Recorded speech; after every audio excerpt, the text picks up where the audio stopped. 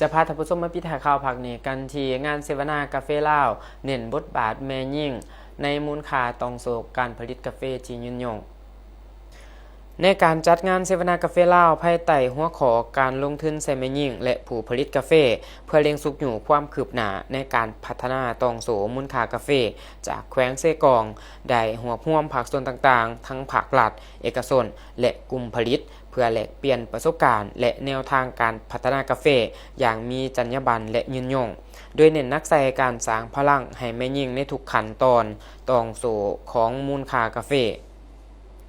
ในโอกาสนี้ตัวแทนจากกลุ่มผลิตกาแฟผู้ดอยดากจึงกาแฟป่าและ Slow Forest Coffee ได้ให้สัมภาษณ์เพื่อแบ่งปันมุมมองและประสบการณ์จริงว่าเจ้าอันนั้นในนามของกลุ่มกาแฟนี่เพิ่นเสริมสร้างของความเข้มแข็งให้แก่แม่หญิงของพวกเฮาได้มีบทบาททั้งหญิงและชายและช่วยการเปรียบรูปกาแฟหมักขาวนี่โดยอันนั้นในกลุ่มของพวกเฮาได้ทางโครงการได้ส่งเสริมการเฮ็ดกาแฟแบบบ่ได้ทำลายป่าบ่ได้จูดป่าแล้วก็ได้เฮ็ดแบบเป็นมิตรกับสิ่งแวดล้อมบ่ได้จูดทำลายป่าโดยเฮาบ่ได้ทำลายแล้วก็บ่ได้ใส่สารเคมีโดยสำหรับผ่านที่จริงมันเป็นประสบการณ์ของเอ้ยเนาะเอ้ยก็เป็นผู้แม่หญิงผู้หนึ่งและก่อตั้งกาแฟป่าแล้วพัฒนากาแฟและชาวสวนเฮาเองก็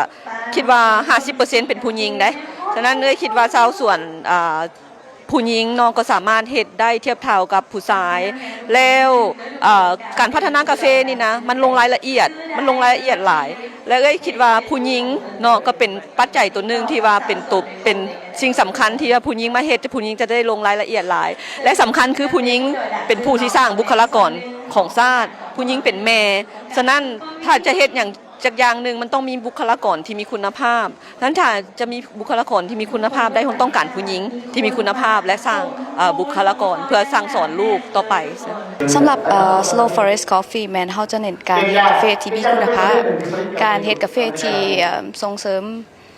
ชุมชนและก็การเฮ็ดกาแฟที่ส่งผลบวกต่อสิ่งแวดล้อมโดยการปลูกป่ากับกาแฟพร้อมๆกันโดยแน่นอนเนาะการส่งเสริมแม่หญิงเนาะมีบทบาทสำคัญหลายด้านซึ่งแม่หญิงเฮาฮู้ว่าแม่หญิงแม่นเป็นเพศที่ค่อนข้างใส่ใจรายละเอียดหลายและเขาเจ้าจะเป็นผู้ที่สามารถเฮ็ดเวียกได้ดีสำหรับสโลเนาะหวังว่าอนาคตเฮาจะมีโอกาสเฮ็ดเวียกใกล้ชิดกับชาวสวนหลายขึ้นรวมทั้งเป็นทางเพจยิ่งหลายขึ้นเนาะโดยการไปส่งเสริมการปลูกกาแฟแบบออร์แกนิกการปลูกกาแฟแบบรักษาสิ่งแวดล้อมแล้วก็ส่งเสริมให้สวยฝึกอบรมส่งเสริมให้เขาเจ้ามีโอกาสหลายขึ้นมีโอกาสหลายขึ้น yesงานเสวนาครั้งนี้บ่เพียงแต่เป็นเวทีแลกเปลี่ยนความรู้แต่ยังเป็นแรงขับเคลื่อนสำคัญในการผลักดันให้แก่แม่หญิงกลายเป็นกำลังหลักในการพัฒนาตองโสมูลค่ากาแฟของลาวให้เติบโตควบคู่ความยืนยงและความเท่าเทียมทางสังคม